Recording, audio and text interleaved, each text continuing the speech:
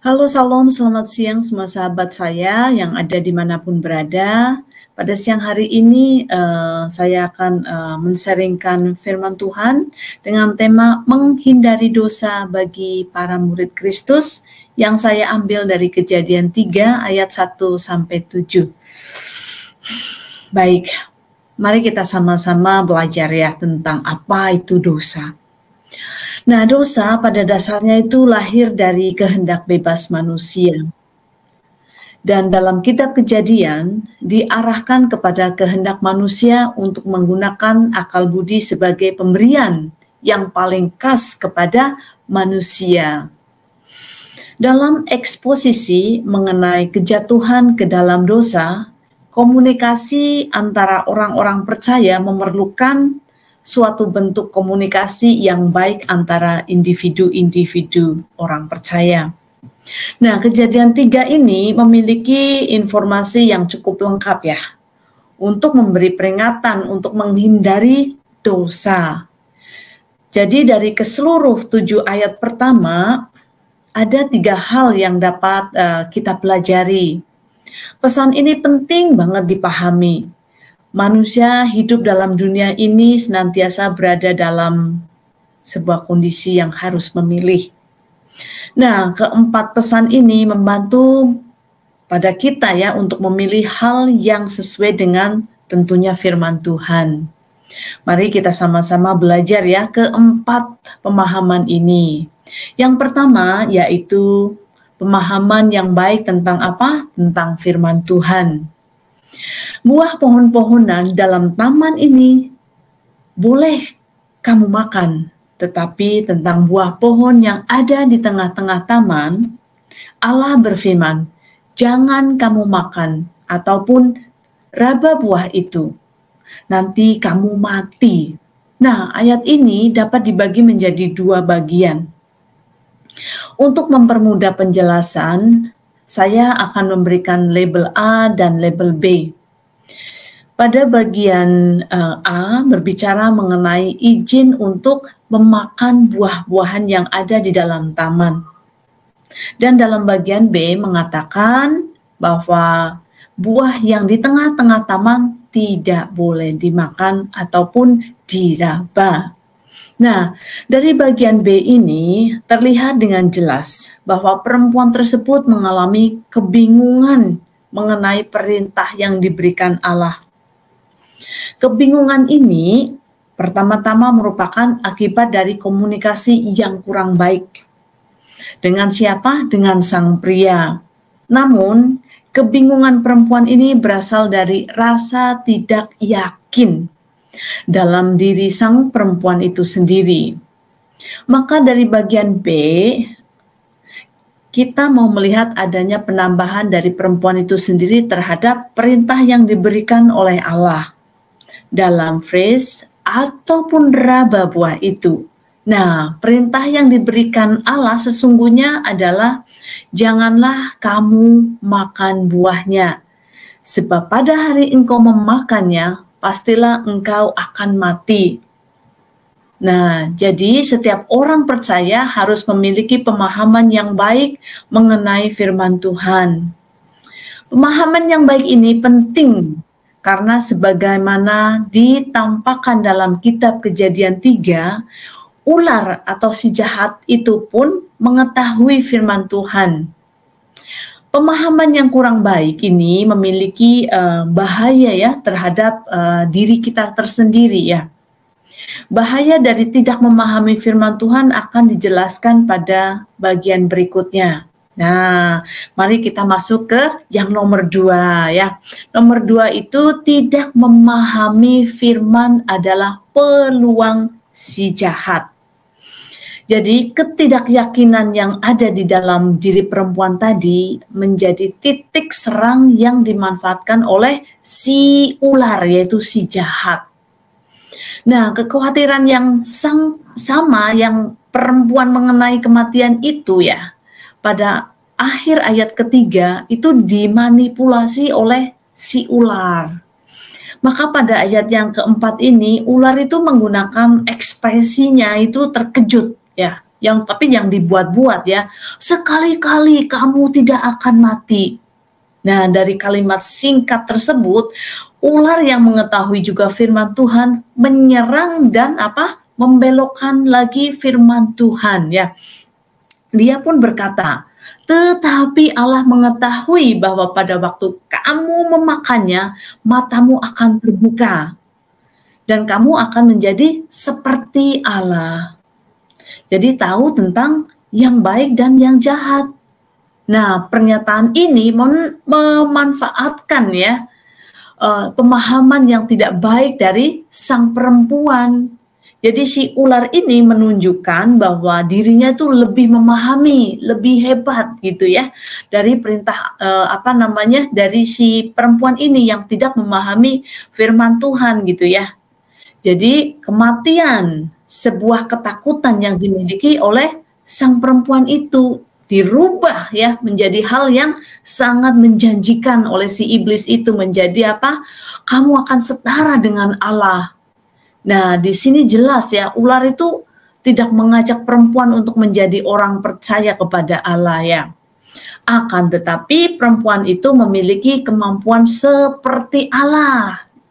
Nah, mari kita sama-sama masuk ke dalam pemahamannya lagi, yaitu permasalahan ini nih yang acap kali kadang terjadi ya dalam era modern ya tentunya ya. Orang-orang percaya yang belum memahami ayat-ayat firman Tuhan dengan baik ya, sering gitu ya berhadapan dengan dengan satu serangan dari pihak luar ya, tentunya non-Kristen ya. Jujur secara pribadi saya sendiri yang lahir gitu ya, bukan dari sana langsung menerima Tuhan Yesus gitu ya.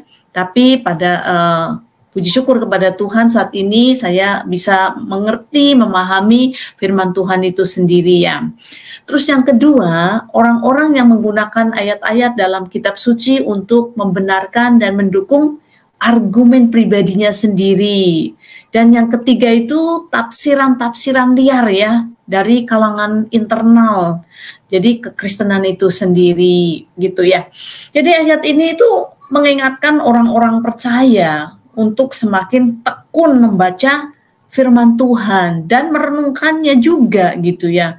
Dan perlu diingat juga dalam membaca firman Tuhan itu kita perlu berdoa dulu, jangan langsung buka Alkitab gitu ya.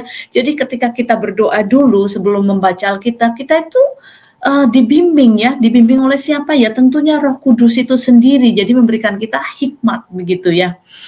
Ya, mari kita masuk itu dalam ciri-ciri dasar dosa ya. Jadi karakter dosa itu seperti apa sih ya? Dari ayat yang ke-6 ini memberikan 3 informasi dasar dari dosa itu sendiri. Saya bagi 3, yaitu 1, di sini baik untuk dimakan ya. Nah, poin ini tuh menunjukkan secara fisik menggoda gitu ya. Nah, yang kedua itu sedap kelihatannya. Nah, poin ini masuk ke dalam tataran lebih dalam, yaitu menyenangkan batin atau hati kita gitu ya. Nah, yang ketiga itu memberi pengertian. Nah, poin ini menekankan bahwa dosa itu membuat transformasi secara jiwa manusia gitu ya. Jadi 3 hal ya yang berperan dalam diri manusia yang setara dengan 3 hal di atas itu 1, panca indera, menangkap ada hal-hal yang duniawi di sekitar kita ya, banyak sekali ya yang menggoda kita gitu ya. Nah, yang kedua itu hal akal budi dan hati manusia itu kita menerima kepuasan tertentu ya dari tindakan dosa. Dan yang ketiga, pada akhirnya manusia itu bisa saja terjebak lebih menyukai dosa daripada melakukan kehendak Tuhan gitu ya. Jadi inilah pemahaman dosa dalam kekristenan. Dosa dalam perspektif kekristenan itu ya tidak hanya meliputi perbuatan manusiawi secara aktif gitu ya. Jadi dosa dalam perspektif kekristenan meliputi ada pikiran, ada perkataan, ada perbuatan gitu ya. Jadi ketiga hal ini senantiasa itu harus dijaga ya dalam kehidupan kita sehari-hari sebagai orang percaya, sebagai pengikut Yesus begitu ya. Nah, akibat dari dosa ya, ini ayat yang ketujuh ya, berbunyi, maka terbukalah mata mereka berdua dan mereka tahu bahwa mereka itu telanjang. Nah, lalu mereka itu menyemat daun pohon ara dan membuat cawat. Nah, hal pertama yang harus dipahami dalam ayat ini adalah kata telanjang ya.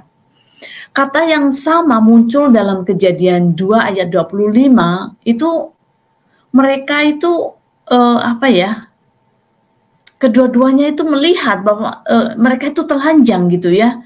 Dan dia melihat itu istrinya itu ya juga telanjang gitu. Tetapi mereka itu tidak merasa malu gitu ya. Memang apabila melihat dalam teks Indonesia itu kan tidak akan terlihat perbedaannya gitu ya. Jadi teks bahasa Ibrani itu justru lebih membantu gitu ya untuk memahami ayat ini ya. Yaitu dari Kejadian 2 ayat 25 itu menggunakan kata rumim. Dan yang Kejadian 3 ayat 7 itu menggunakan kata erumim ya. Jadi teman-teman tahu ya perbedaan ya penggunaan kedua ekspresi ini itu hendak menunjukkan relasi yang sehat ya dengan Allah, yaitu rumim. Namun setelah adanya dosa itu sendiri ya, relasi sehat yang kita miliki itu menjadi rusak, yaitu dalam bahasa Ibraninya yaitu erumim ya. Jadi hal ini dipertegas gitu dengan pola penulisan yang sama. Dalam bab 2 itu ditekankan mereka untuk tidak merasa malu. Nah, akan tetapi bab yang ketiga menegaskan mereka merasa malu ya. Rusaknya hubungan dengan Allah itu membawa konsekuensi tersendiri ya tentunya dalam kehidupan mereka ya. Tindakan berikutnya itu yang dilakukan oleh tentunya manusia itu pertama tersebut itu menjadi peringatan agar manusia itu yang berdosa ya bukan mencari penyelesaian sendiri gitu loh. Manusia yang berdosa seharusnya bertobat dan mencari ya Tuhan begitu ya. Jadi dalam hal ini saya secara pribadi itu berkesimpulan gitu ya. Dosa manusia pertama merupakan dosa yang lahir dari kesombongan rohani gitu ya, karena ingin melampaui kodrat manusia sebagai ciptaan Allah gitu ya.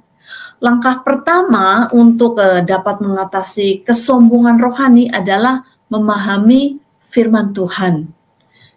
Ya tidak hanya jelas memahami saja ya, tapi memahaminya harus dengan baik gitu ya.